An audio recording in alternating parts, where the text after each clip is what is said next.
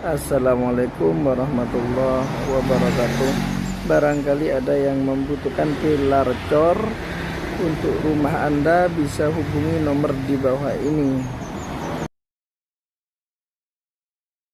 Bismillahirrahmanirrahim. Assalamualaikum warahmatullahi wabarakatuh.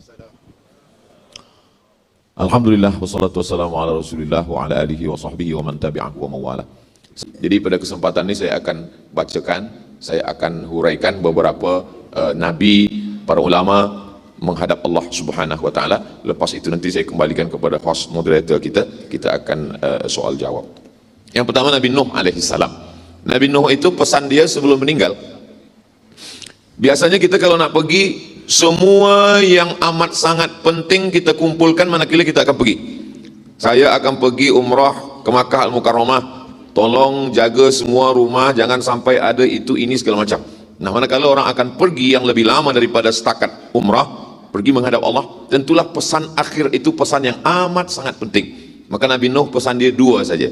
Yang pertama, jangan syirik. Yang kedua, jangan sombong. Syirik kepada Allah, sombong kepada manusia. Jadi ini pun boleh juga kita, bila rasa agak-agak demam-demam sikit, pesankanlah ini. Anak-anakku, kalian jangan syirik. Kedua, jangan sombong. Syirik kepada Allah, rusak amal kalian. Sombong kepada manusia, orang tak ingat semua kebaikan. 99 kita buat baik, sekali kita sombong, yang sekali itulah yang akan diingat orang.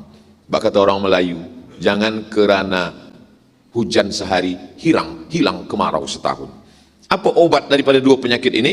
Maka perbanyaklah untuk obat syirik. Afdalul dzikri fa'lam annahu la ilaha illallah. Sedangkan untuk yang sombong, obatnya adalah memperbanyak tasbih subhanallah wa bihamdihi. Yang suci itu hanya Allah. Engkau Abdul Somad malam ini dimuliakan bukan kerana engkau suci, tapi kerana Allah masih menutupi cacat dan aibmu. Kalau Allah bukakan, mungkin orang tiada mau duduk bersama dengan engkau, mendengar kisah cerita yang kau sampaikan. Lalu kemudian wa bihamdi, yang dipuji itu hanya Allah. Engkau tak layak menerima pujian wahai Abdul Somad. Adapun moderator host mengatakan Datuk Seri Ulama Setia Negara Profesor Abdul Somad, itu semua adalah dari manusia. Rasa-rasanya kalau ditulis ini ada 3 meter lebih kurang. Ada satu lagi yang belum, almarhum. Semua akan kita dapatkan dan semua hanya tinggal kenangan semata. Itu pesan Nabi Nuh. Boleh kita pakai untuk kita ambil pesan untuk anak-anak kita. Lepas itu saya dah bagi tanda-tanda semua. Bila waktu habis, tolong Tuan bagi Ustaz bagi maklum pada saya. Yang berikutnya Nabi Musa alaihissalam. Nabi Musa sebelum dia meninggal, malaikat maut itu memang datang kepada dia. Assalamualaikum. Waalaikumsalam. Siapa yang datang ni? Malaikat maut. Kalaulah datang tamu ke rumah kita macam itu, mungkin kita dah mati duluan. Terkejut. Assalamualaikum, waalaikumsalam. Ini siapa? Malaikat maut. Mati kita duluan. Tapi kerana Nabi Musa ni kuat, Nabi Musa di antara Nabi yang kuat, ulul azmi, maka Nabi Musa ingin berjumpa dengan 3 perempuan. Yang pertama, ibu. Yang kedua, isteri. Yang ketiga, anak. Yang pertama kata Nabi Musa, izinkan aku berjumpa dengan ibuku. Kalaulah boleh waktu balik ke pangkal, ke belakang. Kalaulah saya mengalami macam yang dialami Nabi Musa, maka saya ingin malaikat maut izinkan aku berjumpa dulu dengan ibuku, aku peluk badan dia, aku cium tangan dia, aku cium kening dia, selepas itu matilah. Tapi karena kita sangka umur dia masih panjang, jadi kita tak boleh buat. Jadi bagi yang emaknya masih ada, balik dari sini, cubalah buat yang macam dibuat Nabi Musa. Kalau esok pagi masih hidup, alhamdulillah. Kalau esok pagi mati, kita sudah sempat mencium tangan dia. Bila yang maknya masih ada, itu memang tak begitu terasa. Tapi nanti kalau sudah tak ada, barulah, oh betul kata Ustaz Somad dulu. Dulu kenapa awak tak buat? Saya tak percaya. Memang dia sesudah dia tak ada, baru kita percaya. Yang kedua, kepada isteri. Kata isteri dia, aku ingin bersama engkau nanti di surga. Kata Nabi Musa, bila engkau ingin bersama aku, jangan engkau nikah dengan orang lain. Jadi tuan-tuan pun boleh juga pesankan macam itu. Cuma yang kita khawatir nanti dia tanya balik. Macam mana kalau aku yang mati dulu, kata dia. Ada setengah lelaki menjawab, kalau engkau sebelum kau mati pun aku boleh lagi nikah lagi, kata dia. Jadi nanti bila sampaikan pesan itu, jangan engkau nikah dengan orang lain, kalau kau ingin bersama dengan aku di surga. Cukup. Bila dia tanya balik, boleh aku tanya balik? Tak boleh, sebab ini aku nak mati dah. Yang ketiga dengan anak perempuan, aku ada pokok kapas, maka kamu kutiplah kapas-kapas itu, kapas dipintal menjadi benang, benang ditenun menjadi kain, juallah kain itu, jangan jual harga diri kamu. Kenapa perempuan? Kerana yang menyelamatkan Nabi Musa manakala akan disembelih Fir'aun adalah perempuan, dan yang menyelamatkan dia di dalam sungai yang menarik juga adalah perempuan, dan yang menunjukkan di mana tempat dia hanyut itu pun juga perempuan. Jadi sesungguhnya di balik lelaki yang hebat, yang luar biasa, ada perempuan-perempuan yang Masya Allah, Tabarakallah. Termasuklah kami berdua ini, kami ini berdua dilahirkan perempuan. Jadi sebelum mati kita jumpa perempuan. Alhamdulillah, mak saya perempuan, istri saya perempuan, dan anak saya dua-duanya laki-laki. InsyaAllah panjang umur, sehat badan, ada anak perempuan insyaAllah. Macam-macamnya jemaah tak bersetuju, dia tak ada cakap amin. Berikutnya adalah Nabi Muhammad sallallahu alaihi wasallam. Apa yang terakhir last kali yang keluar dari mulut Nabi Muhammad sallallahu alaihi wasallam, kata beliau, ma'al ladzina an'amta alaihim minan nabiyyin was-siddiqin wasyuhada was-salihin. Aku ingin bersama mereka nanti di surga, bersama nabi-nabi, bersama siddiqin, orang yang benar, orang yang jujur, orang yang amanah, wasyuhada, orang yang mati syahid, dan orang-orang yang soleh. Itulah mengapa dalam setiap doa selalu saya ulang-ulang, setiap doa, Allahumma jma'na ma'al habibil mustafa fi jannatikal ula ma'an nabiyyin was-siddiqin wasyuhada was-salihin. Itu doa saya ambil dari sini. Andai itu doa terakhir saya, maka saya ingin bersama dengan mereka. Sebab apa? Bersama kita di UBD, bersama kita di Bandar Seri Begawan, bersama kita di Brunei Darussalam, bersama pula kita nanti di surga Jannatul Firdaus insyaallah. Itu Nabi Muhammad SAW. Jadi sebenarnya apa yang kita bahaskan malam ini, kita nak ambil semua yang baik-baik, kita ambil. Apa nanti yang terucap saat kita mati menghadap Allah, kita serahkan saja pada Allah SWT. Kita Rabbana alaika tawakkalna wa ilaika anabna wa ilaikal masir. Berikutnya Sayyidina Abu Bakar Siddiq radhiyallahu anhu. Apa kata Abu Bakar Siddiq? Bila aku mati nanti, maka aku ingin kamu kuburkan aku di dekat Rasulullah sallallahu alaihi wasallam. Bersama dengan dia di Jabal Thur, bersama dekat rumah, dia bagikan anak gadisnya Sayyidatuna Aisyah Ummul Mukminin, dan saat mati pun dia ingin dekat bersama. Saya pun ada pesan juga ke keluarga saya, bila aku mati nanti, dan saat mati itu dalam jadwal program dakwah di sekitar Pulau Sumatera, maka kuburkanlah aku di dekat makam emak. Memang saya buatkan ada satu tempat kosong. Tapi kalau meninggalnya jauh, jangan, sebab tiket balik mahal. Jadi di mana kuburlah, masalah doa mana-mana pun sampai. Di beberapa tempat saya kumpulkan kawan, tim saya. Kata saya, bila aku mati nanti di Sumatera, kuburkan di sini. Tapi kalau bila aku mati di Jakarta, kuburkan di dekat pemakaman keluarga sahabat saya. Saya tengok kawan saya diam. Mau dia diam. Saya tanya, awak kenapa diam? Rasa-rasanya kereta dari TV yang akan syuting susah masuk ke sana, kata dia. Sampai hati dia.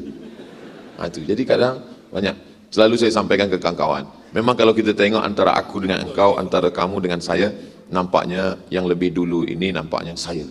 Kata mereka, janganlah cakap macam itu Ustaz. Maksud saya lebih dulu mengiring jenazah tuan-tuan, kata saya. Kadang kawan-kawan ini, dia sangka kita cakap macam itu. Mati ini kita tak tahu. Kalau saya serahkan pada Allah SWT. Saya belakang, tuan-tuan duluan, boleh. Atau tuan-tuan dulu, saya belakang, boleh. Kita serahkan pada Allah SWT. Mati ini kita tak tahu. Umar bin Khattab. Bagaimana Umar bin Khattab manakala dia akan meninggal dunia? Kata Umar bin Khattab, bila nanti aku akan meninggal anakku, maka miringkan jenazahku, letakkan aku di pangkuanmu, pejamkan mataku, pegang daguku, tangan kananmu letakkan di dagu, tangan kiri pegang ke kening. Jadi anak kita sampaikan, jangan takut cerita mati.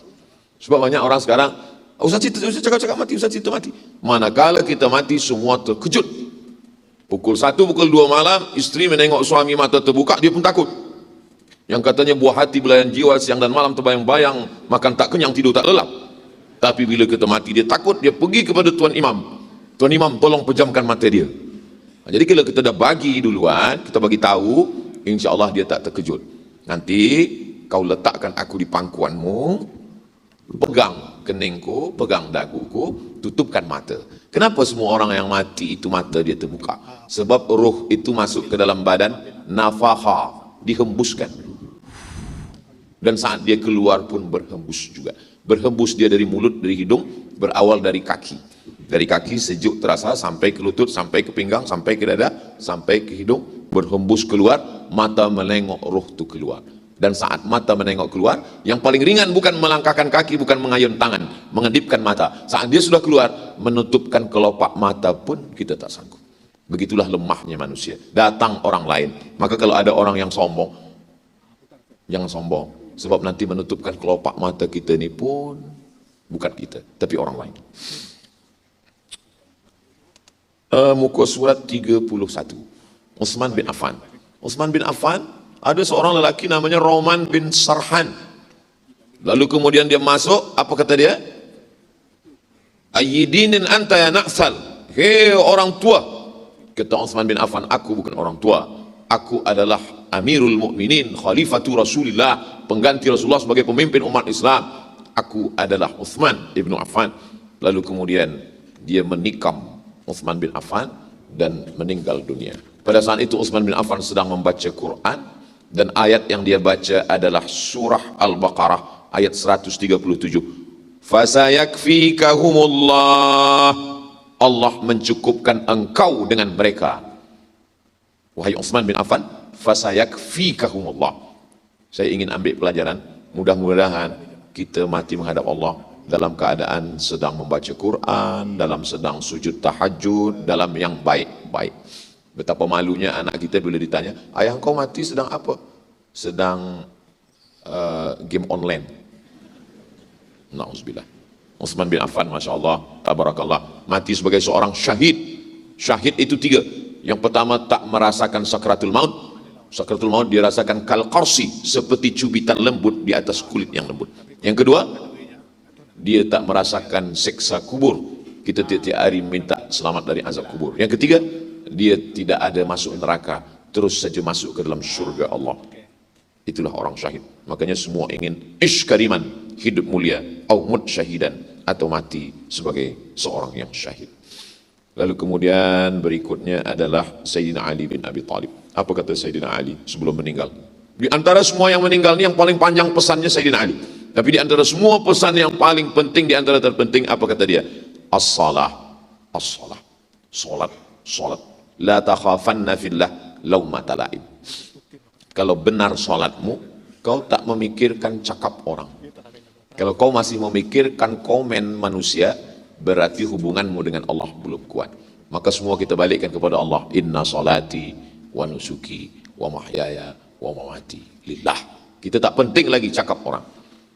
Like, dislike, suka, tak suka, begini, kita tak pentingkan lagi.